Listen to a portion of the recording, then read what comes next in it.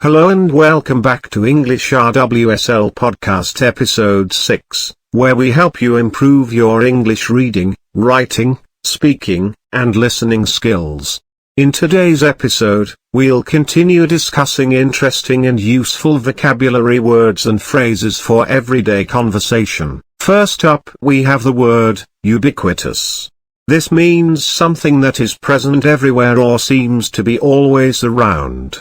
For example, smartphones are ubiquitous in today's society. Next, we have the phrase, in the nick of time. This means just in time or at the last possible moment. For example, he arrived at the airport in the nick of time to catch his flight. Moving on, we have the word, resilient. This means someone who is able to recover quickly from difficult situations. For example, after losing her job, she showed a resilient spirit and started her own business. Another useful phrase is, cut to the chase. This means to get to the point or the important information without wasting time. For example, let's cut to the chase and talk about the main issue. Next, we have the word, ambivalent. This means having mixed feelings or being unsure about something.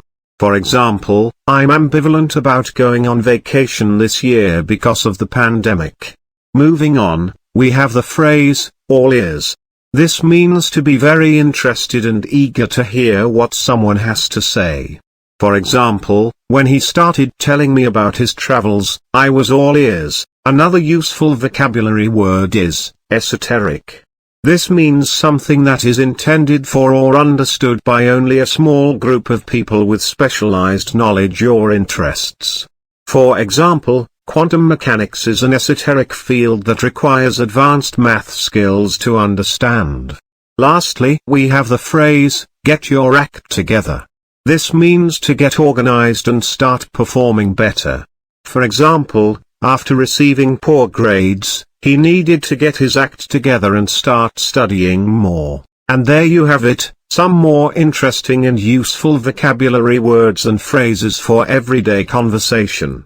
Thanks for listening to English RWSL, and don't forget to practice using these words and phrases in your own conversations.